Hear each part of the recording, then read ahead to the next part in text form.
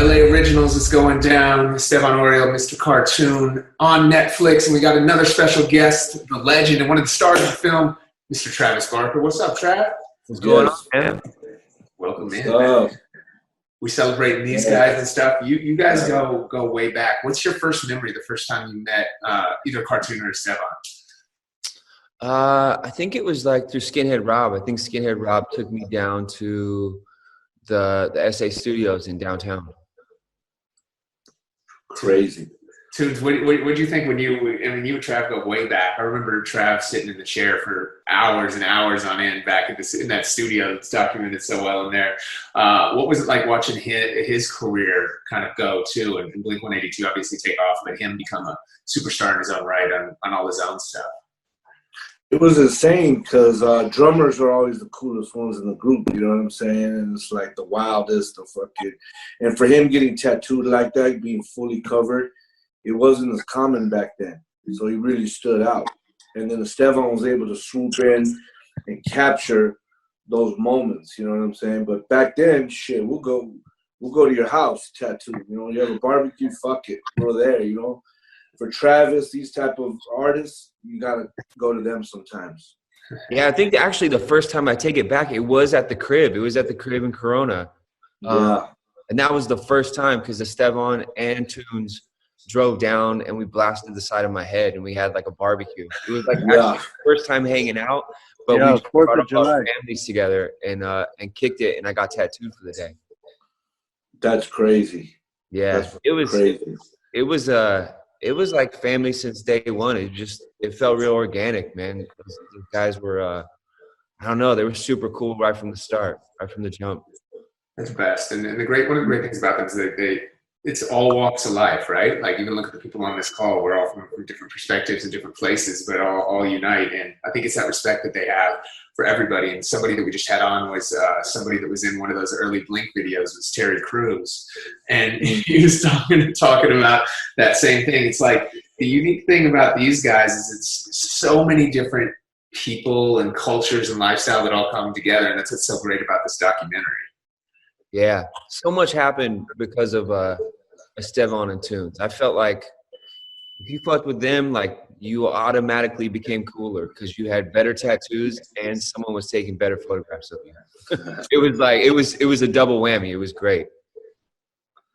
Stan, you got some crazy shots of Travis over the years and videos and stuff. What are some of those moments what are some of your best memories of working with Trav? Well, it was always like the coolest thing was as Blink and Travis always were just like, just do your thing, you know, do whatever you want. And like, we just want you to be you. We don't want to restrict you and make you be like anybody, you know, like we don't want you to look like a Blink photographer. We want you to do your own shit. And, you know, I want it to look like that when it comes out. So when I did the Down video, they didn't ask for a treatment or anything, and then like they just go, just do whatever you want to do. And that's when I brought in the whole thing of like we had trouble looking like the police were gonna bust him at a party, and then he got a police chase and Terry Crews was the cop, and then trouble gets away. Like to me the good guy got away, you know? Yeah. And I would see some of the comments like, what does that have to do with the song? And I was like, nothing. I just wanted to make a little movie within that and having Blink play along with it, you know? And from that, I ended up getting represented by an agent from Paradigm. And he ended up working out the deal with Brian Grazer for us. Because the guy was like, hey, man, I saw such great potential in like movie making from you in that Blink video. And I was like, oh, okay. And then we took a couple meetings, and he had me at every single production company in Hollywood, from Lionsgate to Paramount to Universal, and we ended up doing the deal with Brian Grazer.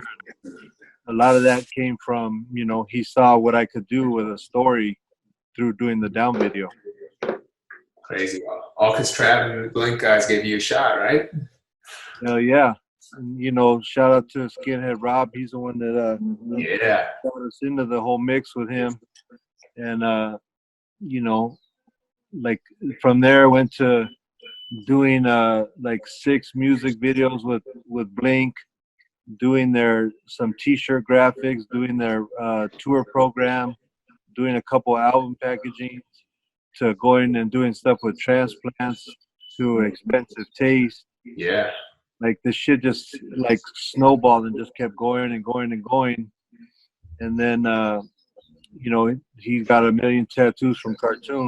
So, Yeah, Esteban, you know, the great thing, you hit on it, Esteban, was like at the time, especially with Blink, you know, they'd get photographers and the photographer would say like, oh, do something funny or do something whatever. And it's like, at this point, we were just like, yo, we just want to be us, you know? And I think I had shot with Esteban with Transplant, and he took like maybe 5 minutes, and I was like, that's it. And he's like, yeah, that's it. And I was like, oh shit, this is how it could be. This is how it should be. And then luckily Mark and Tom were open, and I was like, man, let me bring this guy in. You know, like he's a sick photographer. You know, I feel like he really just captures us without, you know, whatever, you know, the label envisions the photographs turning out like. And it was just a breath of fresh air, man. And yeah, videos, and you know, so many Transplants videos, Blink footage, photographs from Iraq that were like, man, mind blowing. That Esteban got to go on that trip with us. That was really cool. yeah, we did good. We went to they ended up wanting them to play for the troops, so we went to the Middle East, and we flew into, I think, Bahrain first, and then we had a couple stops, and we ended up on an aircraft carrier. Hold on, they're circling the house. I think they're landing the aircraft carrier in your backyard. Okay. Yeah, we ended up on an aircraft carrier. We did like a show on the aircraft carrier underneath where they store the planes there, I think, and we spent the night on the aircraft carrier, and then in the morning they got called to go back to the war. And they had like, you know, this like alert alarm on the boat, and they came and got us, and they're like, hey, sorry, we got to cut the trip short. You guys, we're gonna fly you out of here. I think it was called a COD plane or something like that. Yeah. But we got to fly you out of here. You know, go ahead and get up on this plane, get your stuff, and you know, we got to go back into the war. And we're like, damn, you know, that was quick. It all happened within like a half an hour from the time they told us when we were in our bed to the time we were on the plane. And we got on this plane, and they shot us off the aircraft carrier. And I remember I was sitting next to somebody, I forget who it was, and they told him, hey, they told everybody to hold your hands like this and to tuck your feet underneath the seat. And this fool had the camera and everything in his lap. He was holding it, and right when we took off on the plane, all the shit that he was holding on to flew out of his hands and smashed up against the back door of the plane and broke. Do you remember who that was? Nah, I remember it was like another photographer that was documenting stuff. But yeah, they told us like, you're gonna experience G-force. Like we're not fucking around. Like it's gonna be like you gotta sit like this. And man, that was the craziest flight ever. He didn't cross his legs, and when the plane was taking off, his legs were going like that. Oh, he didn't listen, huh? Hey, but then we did before you guys broke up the first time, we went and did a documentary in Europe on the European tour, and that was when at the last show you guys split off, and that was it, and that's why that documentary never came out, I think. Yeah, you got that legendary photo, like the last photo of Mark, Tom, and I on stage. It was crazy. Yeah. And it was like last minute. A lot of bands do those flicks where like you flick up at the end of the show with your back. Now they do that. Yeah, but we never did that. And you were like, hey, just this one time. Yeah. Yeah, it's a special photo. It's the difference between that and it's a selfie now, right? Yeah. So like the band will hold their shit and look over. When you were shooting them, hey, turn around, man, and shoot him like that. It's different. Yeah, they were coming off the stage, and I was like, hey, let me get one shot of you guys, together on the stage. Because, I had a bunch of shots of them live. So I was like, let's get one of them right when they're all fucking sweaty and everything, and they're coming off stage, and you could feel that, like, exhaustion, energy coming, in the photo.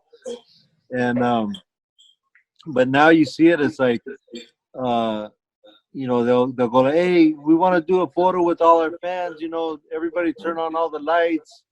And then they crouch down in the front and they do a photo with all the fans behind there. But back then, I don't remember that happening at all.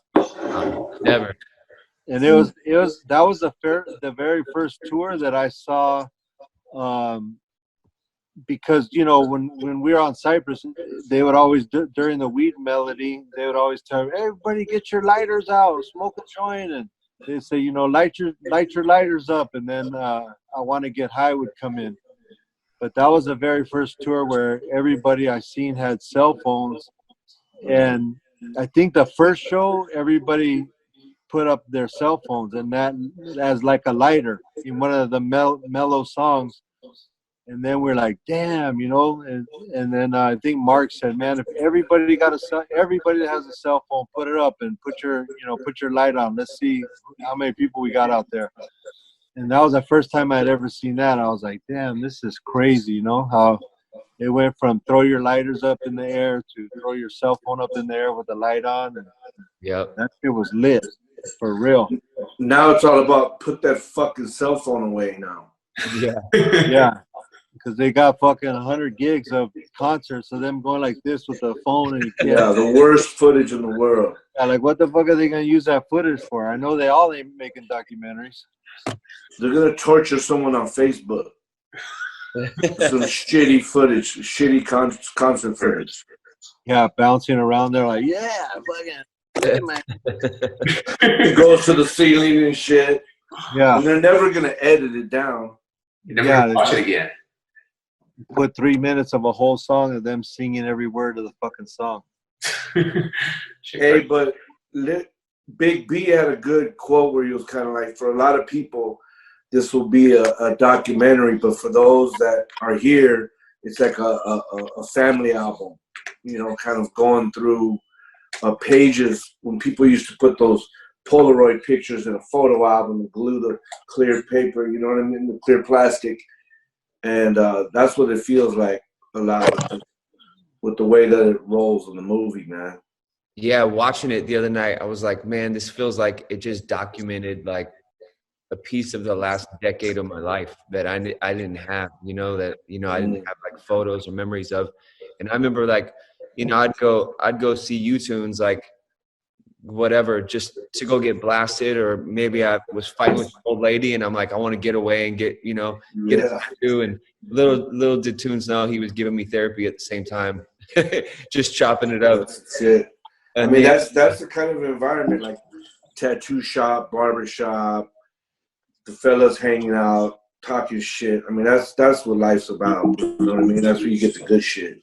Yeah, that was like the man cave before we ever had a name for it, just a place to go chill with the homies or whatever. And then I used to always wonder, like, at first, like, damn, Estevan films everything. What is he filming for? Like, he was taking flicks, and he was just a step ahead of everybody, man. Like, documenting every piece of it. I don't think there was a tattoo I got that he didn't document.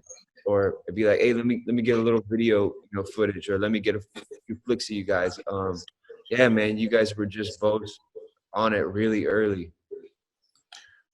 Thanks, man. I mean, it's crazy that when you see that the old side of the shop downstairs, when Nas and 50 and all them were in there, it was like we were kids, man. We were just doing what's in front of us. It wasn't a crazy grand master plan. It was just kind of like the tattoo client would finish and I'd be like, hey man, can I get a picture of you? And E would swoop in and say, get him outside, and shoot like that. Boom, catch that shot. And it was being shot on film, not on someone's digital phone. You know what I'm saying? It was just a different intention, I think. I think things will go back to that once people are going to embrace technology, but they're going to be burned on like everything Photoshop and everything. Things are gonna go back to more hand-driven shit, you know? Yeah, absolutely. Definitely, man. Those retro cameras and shit. Yeah, man. Trev, how you maintaining during the quarantine? Man, I really love the quarantine minus the coronavirus. Yeah. I like being home with the family. Luckily, I got like a little gym at the crib, and I get to work out every day. I got a studio at the crib. Able to make a bunch of music and collaborate with people and play drums. So it's cool, man. I've never been home so much in my life. You know, before this, I was like, I think I was doing about 20-hour days for like the last 2 months, like working on albums. So this is like, it's nice, man. I didn't even know it could be like this, but obviously it's also a scary time, and I hope everyone, you know, stays healthy. Yeah, You got to take the positive out of it. For you know, we're excited too, and I think that the timing is great for this documentary now because everybody's cooped up at home. So they get to see the story of these legends and OGs on the screen. You know. Oh yeah, I have a lot of people hitting me up going like, "Yo, I ended up watching this doc," and it's like, you hit it right there. Like it couldn't be a better time for this documentary to come out. Yeah. Wait, can you throw the trailer up on your thing, on your page? Me? Yeah. Yeah, of course. Send it to me. Okay, yeah, I'll text it to you. Sick. Right now we're number 8. Wow. We're in the top 10. Damn, that's killer. yeah. I got a post right now. Cartoon got 100,000 more followers, and shit is blowing up. You're gonna be too famous for us soon, Scan. You know what? I can't keep up with this shit. Everybody's doc mad at me, like, how of, come you don't answer my call, man? I was taking a shit. How many can I Damn. you know? What? That's what you get for having the same number for 20 years. Yeah. Oh, I got the craziest calls, man. Fucking nuts. Man. You know what's crazy is like I remember at least 10 years ago, you guys were talking about making a movie. Yeah. You guys were always like, "Oh, it's for this documentary. It's for this movie." It's, you know. Thank you. We appreciate you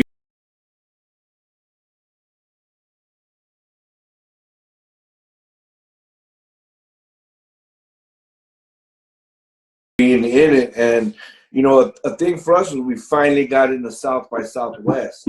So we were real hyped about going to Austin. Austin's a real cool, liberal town, you know, open-minded, free-thinking. And me and E were like, we're going to Austin, baby. And then that shit got canceled, you know, because of the Rona. Yeah. And then I was sending my 39 on a ship to Art Basel in Hong